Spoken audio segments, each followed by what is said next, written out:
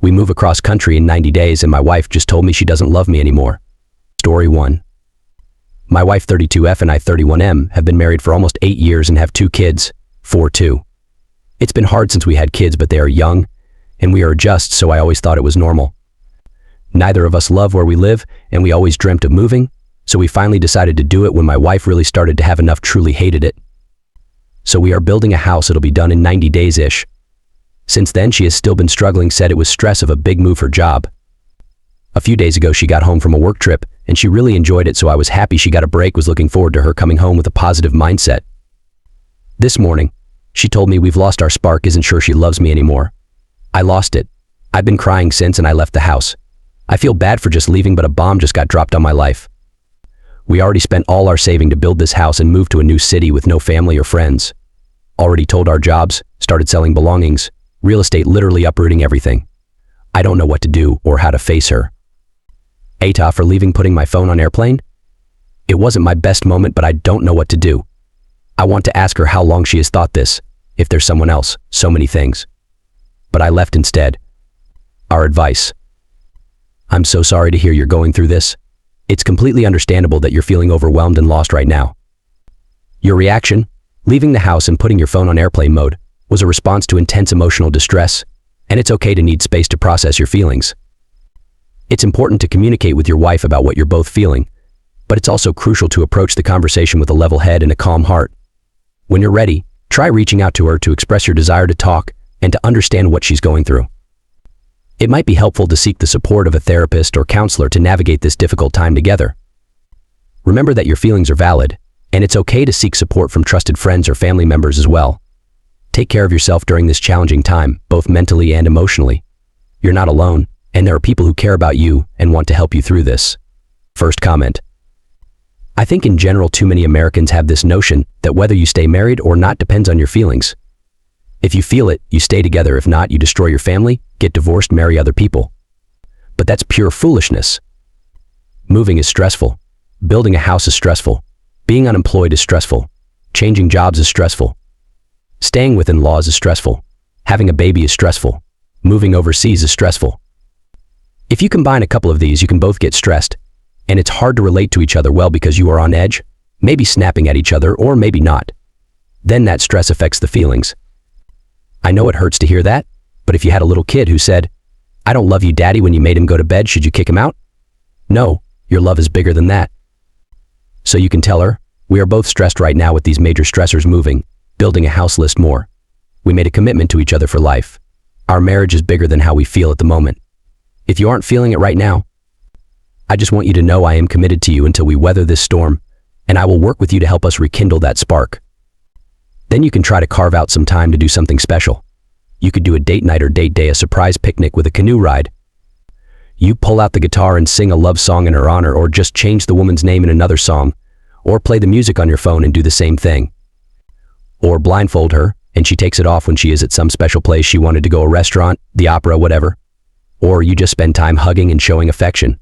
Some stuff that rings the bells and pushes the buttons for whatever she liked. You could reenact stuff you did while you were dating. If marriage is just based on how you feel at the moment, it probably isn't going to endure serious times of stress. Second comment. Op, I hope you see this message. I think you need to take a deep breath. Ignore everyone telling you divorce. Firstly, you have said your wife has been unhappy where you live for a while, as well as a stressful time packing, and I imagine it has been a time stressful building also. I am wondering if she is depressed and just not feeling anything much at the moment. It may not be that she doesn't love you, she just isn't feeling anything for anyone. B, she could just be feeling overwhelmed and lashing out at you because you are her safe space, which is not okay. I have been with my partner for 8 years. I love him to my very core, but there are times when I don't like him or when he has upset me for ongoing periods. I wonder to myself if this is worth it and do I still love him, etc. That is just my way of mentally working out I'm being an I diet, and no matter how much he FAKs me off, I don't want to be without him. I suffer from major clinical depression, and when I'm feeling low, I can feel like this more, especially when I feel like I'm not being supported the way I need or want.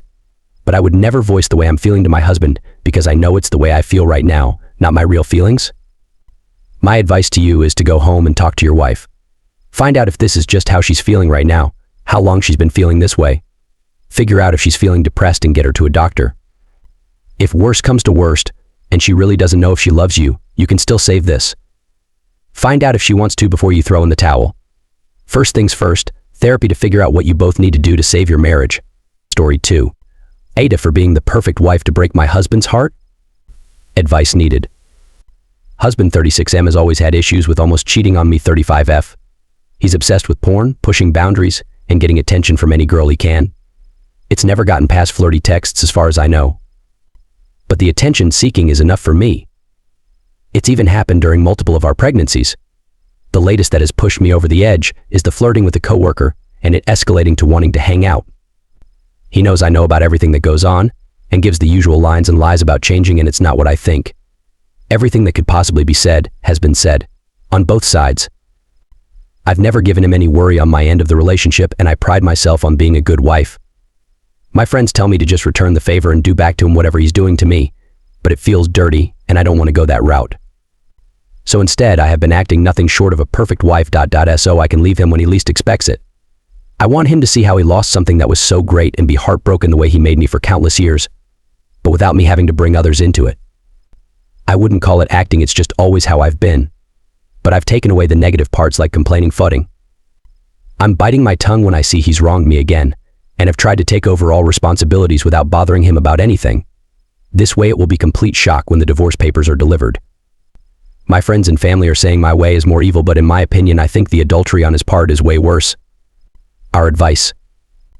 It sounds like you've been through a lot in your marriage, and it's understandable that you're feeling hurt and betrayed by your husband's behavior. Wanting to leave him and make him realize what he's lost is a natural reaction to feeling mistreated. However, while your approach of being the perfect wife may seem like a way to exact revenge, it's important to consider whether it's truly the best course of action for you and your well-being in the long run. Here are a few things to think about. Your mental health. Biting your tongue and suppressing your feelings about his behavior may take a toll on your mental health over time. It's important to prioritize your own emotional well-being and not sacrifice it for the sake of revenge. Communication. Have you had a frank and honest conversation with your husband about how his actions have made you feel and the impact they've had on your marriage? While it may feel like you've exhausted all avenues, clear and open communication can sometimes lead to unexpected breakthroughs or revelations. Seeking support. Have you considered seeking support from a therapist or counselor, either individually or as a couple? A professional can help you navigate your feelings, make sense of the situation, and explore your options in a healthy way. Moving forward. Ultimately, the goal should be to move forward in a way that is best for you, whether that means working on the marriage with your husband if both parties are willing or pursuing a divorce. Revenge may provide temporary satisfaction, but it's unlikely to bring long-term fulfillment or closure. Remember that you deserve to be in a loving and respectful relationship where your needs are valued and prioritized. Whatever you decide to do, make sure it aligns with your values and brings you closer to a happier and healthier future.